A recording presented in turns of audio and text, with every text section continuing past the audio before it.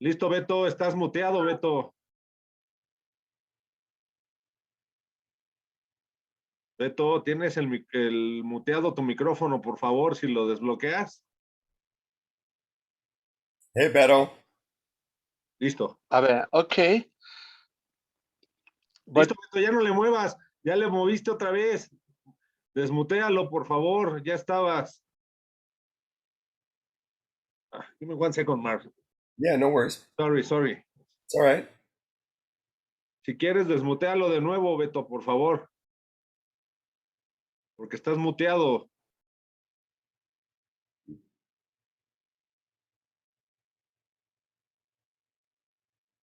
Beto. Beto. Listo, ahí está. Ya no le muevas. Por favor, ya habla. Ahora sí. But what about the video? What was that? I cannot see Mark. Él sí te ve todo, pero si quieres tú dale así, por favor, Beto, porque tenemos el tiempo encima, porfa. Okay, Mark, I cannot see you, so. Yeah, I can't see you either. I'm very stupid about it. Don't worry. Sorry, Mark. Well, hi. This is Roberto Ponce from Mexico City. Hi, nice to meet you. What's up? Well, I guess we're coming down your way. Okay. Well, it seems to me that that you come from for a very interesting camaraderie. I mean, people. You've played with Levon Helm. You play with the Dead, Grateful Dead band, and Delaney, Bramlett. Yeah. Plenty of people that in the 70s and the end of the 60s were so important to change the way that we see the world today. First of all, your experience, Mark. How do you feel about how music changed and how you played with these people? How are you glad how music what music and rock and roll, blues and soul has given to the new generations?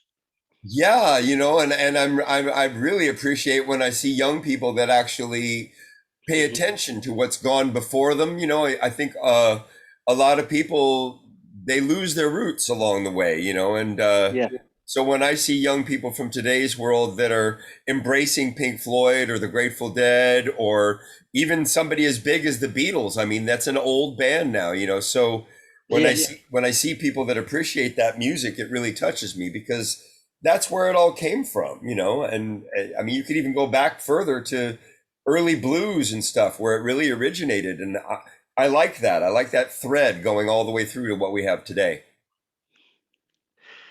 And what is your motto? What is your what does music mean to you, Mark? Because I saw in your site there's a part where you teach people to play, and you say it doesn't matter that you play just one note, but you have to do it so soulfully. Yeah, that's that YouTube post that got a lot of hits. Yeah. I was making a point there because it's really true. I mean, I listen to some of my favorite guitar players and they can say more with one note with a ton of emotion imparted into that note than some other guitar players can say with, blazing riffs of thousands of notes at lightning speed. Yeah, Mark. And are you now in Marin County? Yes. California? Yeah, about a half an hour outside of San Francisco. In the Oakland Bay. Yeah, right across this bay, about 20 minutes away. Okay, let us start because we don't have a lot of time. Thank you, Mark. Why Gilmour? Why David Gilmour? Well, if I'm to be perfectly honest with you, it's something that fell into my lap. I am getting to know more and more the music of David Gilmour and Pink Floyd, but I didn't actually start out being a big fan. This has been a journey of discovery from me. Okay. In the last couple of years, I've been doing quite a few gigs with this band called Live Dead 69, which is based on the music of the Grateful Dead, but Yeah. our interpretation of it, as opposed to trying to recreate their sound. And the same guy that put that band together reached out to me, oh gosh, a little less than a year ago, I guess, and told me he wanted to put this Gilmour Project together and asked if I'd be interested. So it really wasn't me. It wasn't any grand goal of mine to do this initially. I was invited and very pleased to get the invitation, and I just jumped on board. Good. Now, what's the importance of the dark side of the moon from your point of view today? And maybe not meant a lot to you, but for the people today, what's the importance of this record?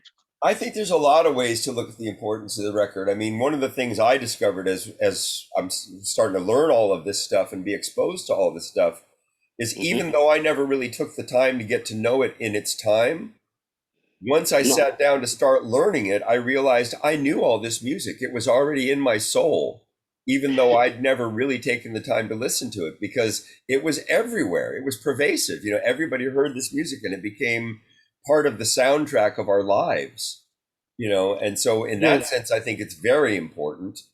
I think also Floyd was probably very influential in getting radio back in the day to be willing to play the longer songs, the more psychedelic songs, to get away from the 3-minute pop single, Yes. Very influential in that.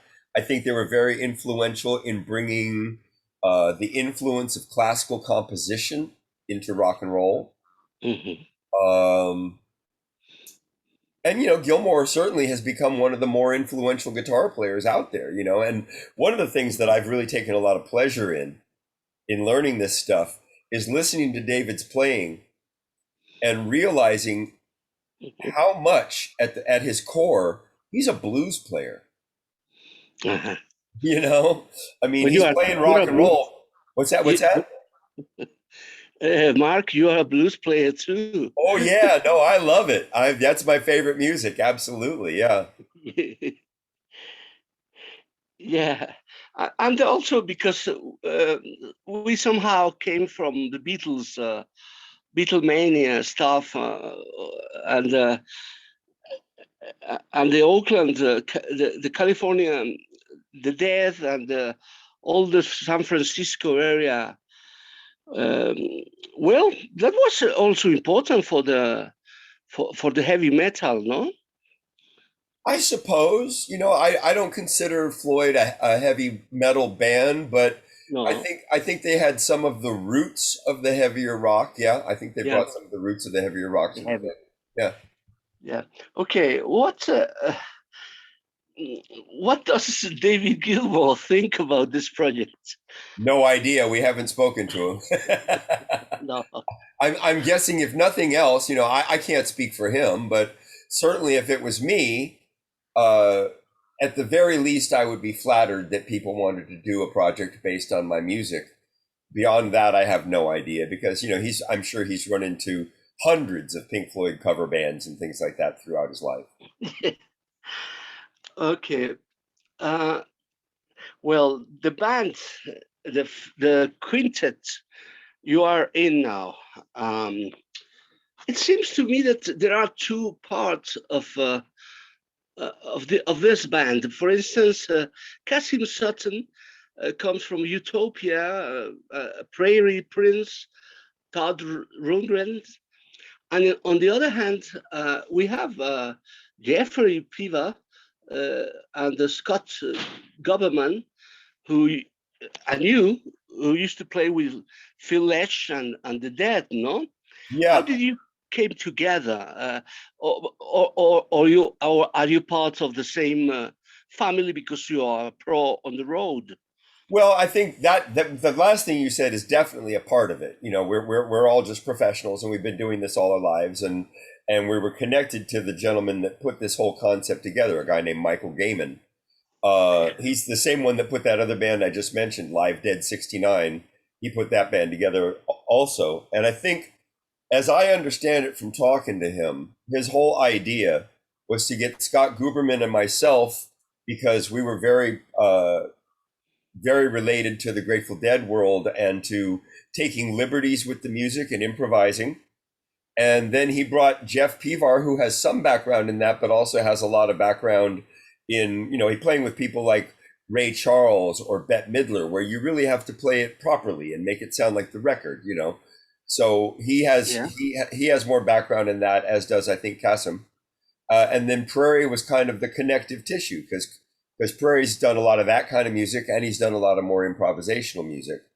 And what Michael was really looking for was to get a bunch of guys together that could honor the music of Pink Floyd and do a good job at it, not butcher it, but bring something of ourselves to it as well. You know, bring some improvisation and uniqueness, as opposed to just trying to make it sound exactly like Pink Floyd.